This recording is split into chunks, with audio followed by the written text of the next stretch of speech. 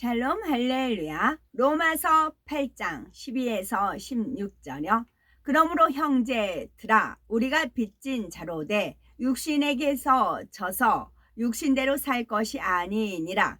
너희가 육신대로 살면 반드시 죽을 것이로되 영으로서 몸의 행실을 죽이면 살리니 무릇 하나님의 영으로 인도함을 받는 사람은 곧 하나님의 아들이라.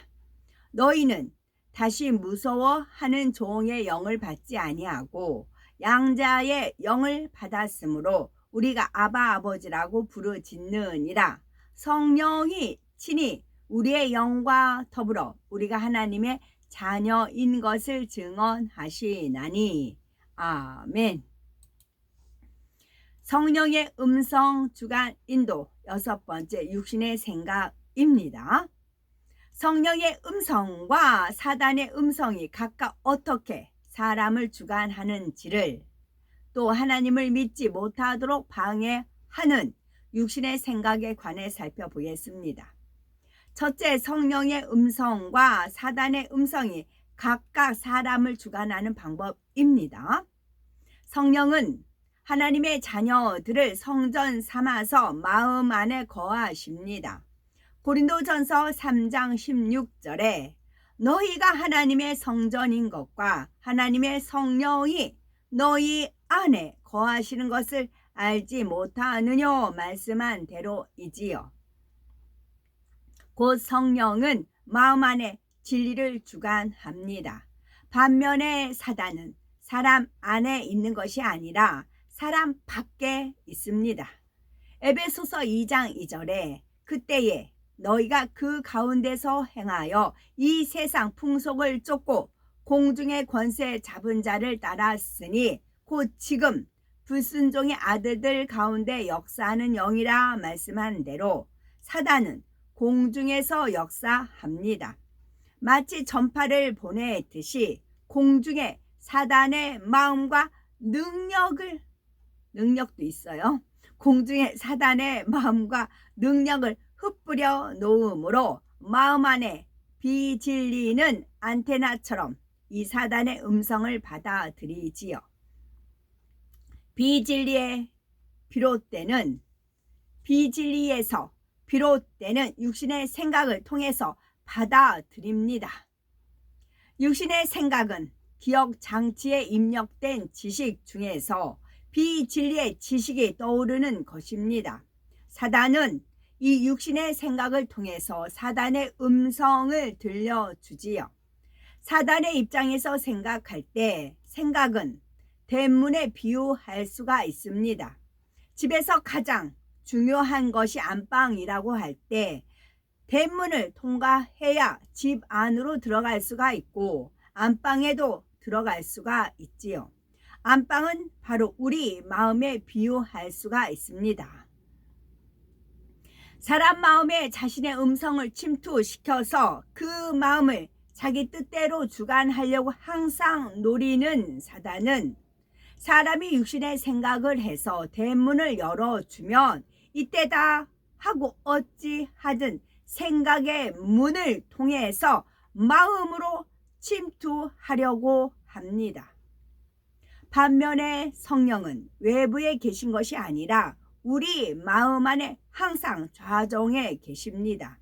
사단이 집 밖에 있다면 성령은 안방에 계신 것이지요.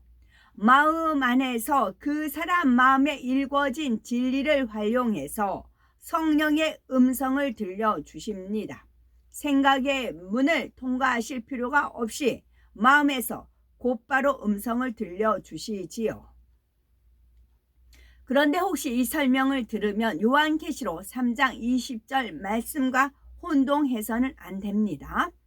주님께서 볼지어다 내가 문 밖에 서서 두드리노니 누구든지 내 음성을 듣고 문을 열면 내가 그에게로 들어가 그로 더불어 먹고 그는 나로 더불어 먹으리라 하심은 아직 주님을 영접하지 않은 사람들에게 하신 말씀입니다. 내가 문 밖에 서서 두드린다는 것은 예수님께서 사람의 마음 안에 들어오시기 전에 먼저 생각의 문을 두드리신다는 것이지요. 전도자를 통해서 구원의 도와 내세에 대해 알려주시며 각 사람 생각의 문을 두드리시지요. 이때 생각의 문을 여는 사람들은 십자가 사건이 참인가? 하나님이 진정 살아 계시는가? 천국이 있을까? 이런 등등 이런저런 생각을 하다가 복음을 긍정하고 마음 문을 열면 주님께서 마음 안에 들어오십니다.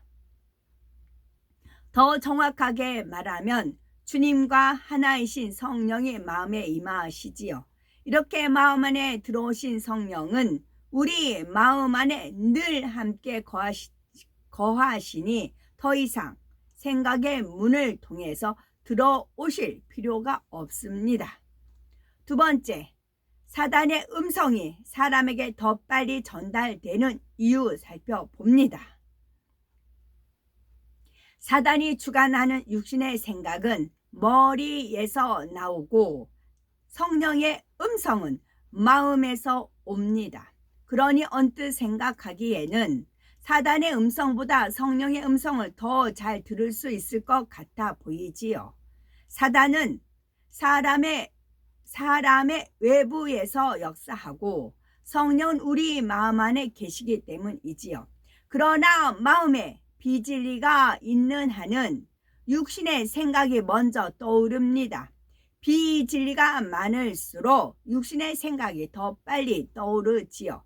즉 사단의 음성이 사람에게 더 빨리 전달되는 것입니다.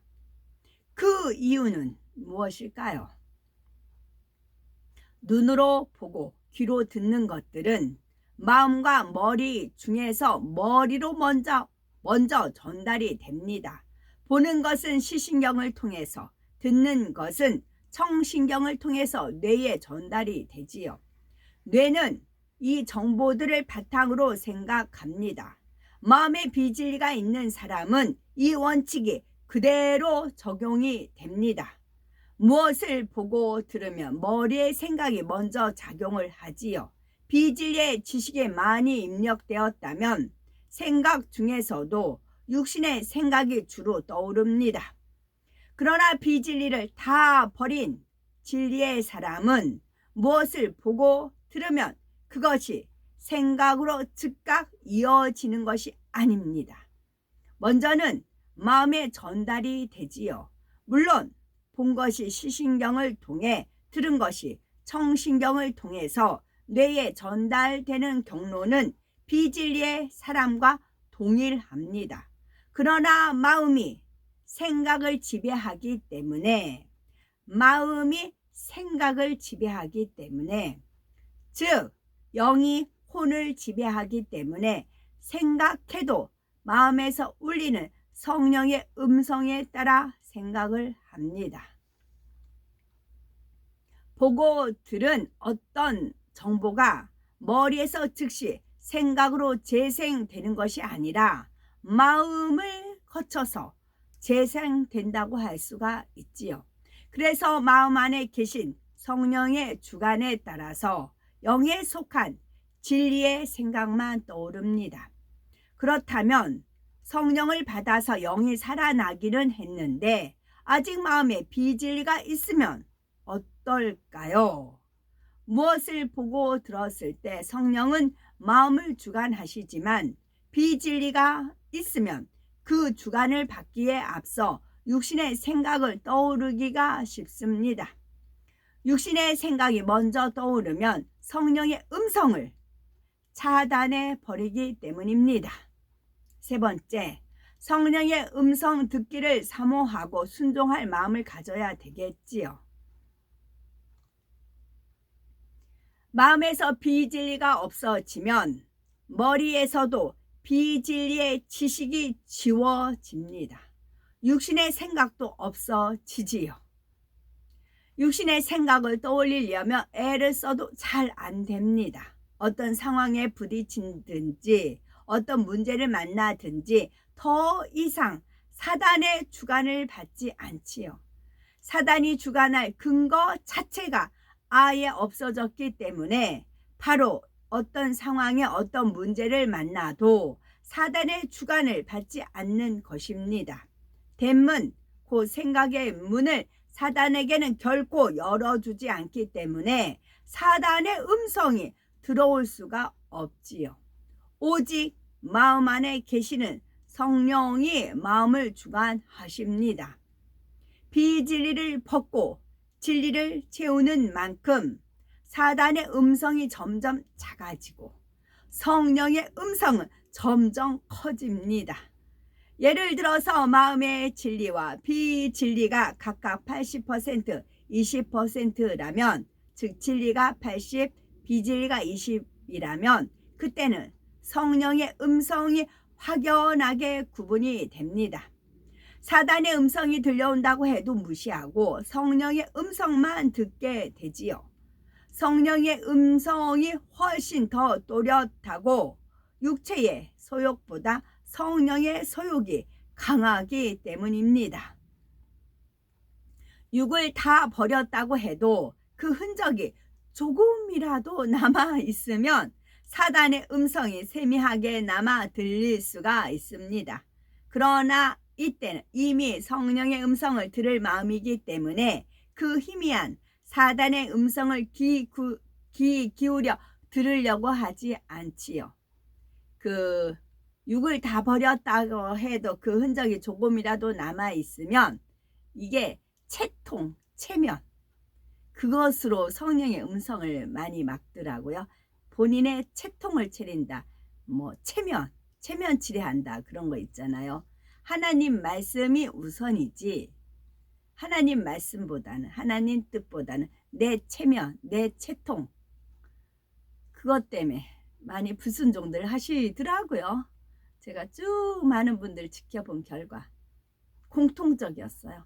체면, 본인의 체면, 본인의 얼굴, 하나님 얼굴보단 본인의 얼굴. 그런데 반대로 사단의 음성이 성령의 음성보다 좀 더 크게 들리는 경우라도 성령의 음성을 듣고자 하면 들을 수가 있습니다. 즉 초신자라도 성령의 음성에 순종할 마음으로 열심히 말씀을 행하면 성령의 음성을 들을 수가 있고 순종할 수가 있지요. 그러면 비진리도 신속하게 버려집니다. 중요한 것은 우리의 사모함입니다. 성령의 음성 듣기를 사모하고 순종할 마음이라면 성령의 음성이 미세해도 듣게 됩니다. 반면에 진리와 비진리가 대등해도 사모함이 적고 순종할 마음이 없으면 성령의 음성을 듣지 못하지요. 마지막 네 번째, 믿음의 분량에 따라 단계가 나뉘는 육신의 생각입니다. 믿음의 분량에 따라서 떠오르는 육신의 생각도 다릅니다. 믿음의 분량에 따라서 마음의 일군, 진리의 분량도 다르기 때문이지요. 그러면 성령의 음성을 듣기 위해서 깨트려야 할 육신의 생각을 단계별로 살펴보겠습니다. 자기 체면, 얼굴, 낯, 자기 체통, 자기 입장, 뭐 그런 거를 저도 이제 다 겪었지요. 깨트린 방법은 영적인 어린아이가 되는 거예요. 단순하고 순수하고 교만하지 않고, 단순하고 하나님 앞에 단순하고 순수하고 교만하지 않고, 이 세 가지 놓고 기도하시면 답이 나와요. 저도 이거를 깨트리는 데 있어서 뭐 그런 게 있었어요. 저한테도. 그래서 그걸 놓고 막 기도할 때 영적 어린아이가 되라는 그런 말씀이 이렇게 떠올랐지. 하나님 진리의 말씀이. 그럴 때 영적인 어린아이의 특징이 세 가지가 있었어요. 단순하고 순수하고 교만하지 않고, 이 세 가지면 돼요. 자, 믿음의 분량에 따라 단계가 나뉘는 육신의 생각입니다. 첫째 단계는 하나님을 믿지 못하도록 방해하는 육신의 생각입니다. 성령의 음성을 듣기 위해서 깨트려야 하는 육신의 생각 중에서 아주 초보적인 단계이지요. 세상에 많은 사람이 이 육신의 생각 때문에 하나님을 믿지 못합니다. 교회는 나오지만 아직 구원받을 믿음을 갖지 못하는 사람도 여기에 해당이 하지요. 이 육신의 생각은 대부분 세상 지식과 이론 등에서 비롯이 됩니다. 고린도후서 10장 5절에 모든 이론을 파하며 하나님 아는 것을 대적하여 높아진 것을 다 파하고 모든 생각을 사로잡아 그리스도에게 복종케 하니 했습니다. 세상 이론이나 지식, 인간적인 지혜가 가득한 사람은 하나님을 믿기가 어렵습니다.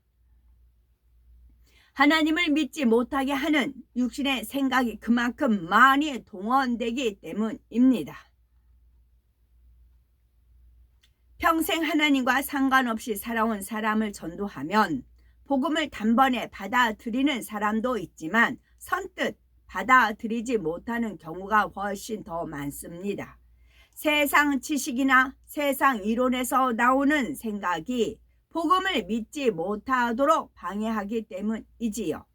성경은 하나님과 근본 하나이신 예수님께서 육신을 입고 이 땅에 오셨다고 말씀합니다. 예수님께서는 성령으로 잉태되어 동정녀의 몸에서 나셨지요. 그런데 세상 지식에 따르면 생명은 남자의 정자와 여자의 난자 결합에 의해서 잉태가 됩니다. 남자를 알지 못하는 여자가 어떻게 잉태하여 아이를 낳을 수 있을까 하는 의심의 생각이 들지요. 사단은 이때를 놓치지 않고 이런 생각을 물고 늘어지며 의심의 생각이 들지요. 사단은 이때를 놓치지 않고 이런 생각을 물고 늘어지며 육신의 생각을 부추깁니다. 처음에는 단순하게 의문을 가진 정도였다면 점점 거짓말이다, 황당한 일이다, 이런 판단 정죄로 발전하게 되지요. 그 결과 복음을 받아들이지를 못하는 것입니다. 하물며 예수님께서 십자가에 달려 돌아가시고 사흘 만에 부활하셨다는 사실은 어떻게 믿겠습니까? 또 성경은 분명 하나님께서 아무것도 없는 무 상태에서 천지 만물을 창조하셨다고 만물의 기원을 밝히고 있습니다. 그런데 세상에 많은 사람이 진화론을 믿습니다. 천지 창조라는 실제 사건을 하나의 신화로 받아들이는 사람들도 있지요. 자신이 배운 이 세상의 지식이나 이론과는 거리가 멀기 때문입니다. 여기서 하나님 은혜에 감사합니다. 아무것도 없는 무 상태에서 없을 무를 썼잖아요. 그런데 저한테는 제가 공부해야 될 부분이에요. 이 없을 무자가 아니고 다른 걸로 지금 알려주셨어요. 그러면서 또 따다닥 그 영의 지식, 영의 지혜가 주어졌지요. 그래서 하나님 말씀은 오묘합니다. 달고 오묘한 말씀이시지요.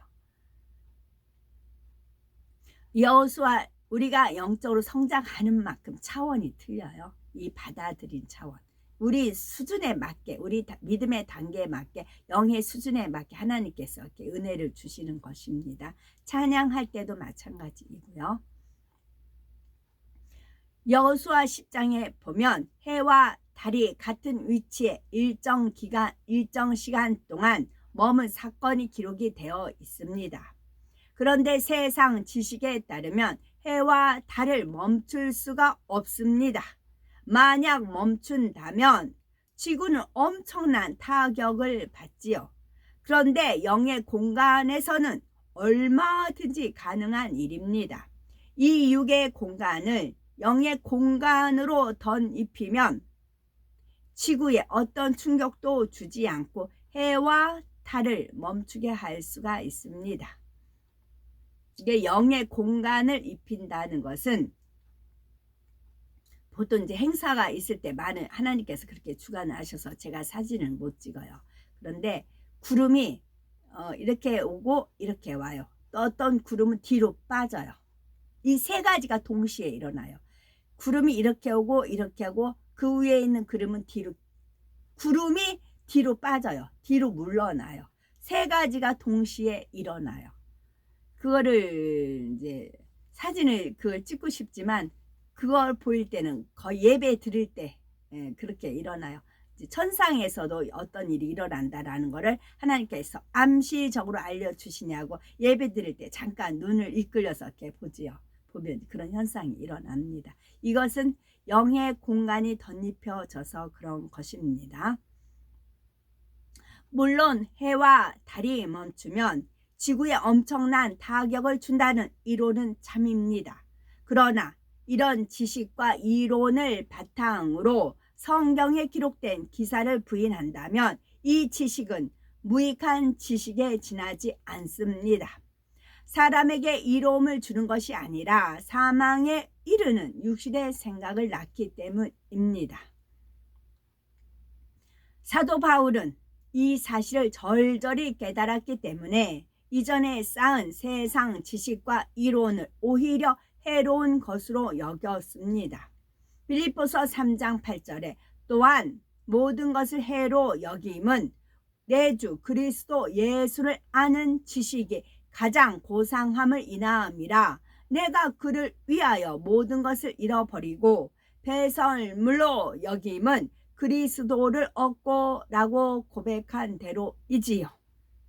그런데 전도의 분분들은 아시겠지만 많은 사람이 세상 지식은 고상하고 주를 아는 지식, 곧 복음이 미련한 것으로 생각합니다. 전도하는 우리를 어리석게 여기고 거짓말쟁이로 만들기도 하지요. 자신의 지식과 아는 이론에 비춰보면 도무지 맞지 않기 때문에 사실을 사실로 믿지를 못하는 것입니다. 그런데 주 예수 그리스도를 아는 지식은 이 세상을 사는 동안 평안과 축복의 길을 밝혀 보여줍니다. 무엇보다도 가장 귀한 보화인 천국을 얻는 길을 알려주시지요. 잠깐 후면 쓸모없어질 세상 지식이나 육신의 생각을 낳아서 사망으로 인도하는 헛된 지식에 비할 수가 없답니다. 이러한 사실을 사도 바울은 마음으로 깨달았기 때문에 모든 이론, 지식, 생각을 파하고 모든 것을 배설물처럼 여긴 것입니다. 아멘.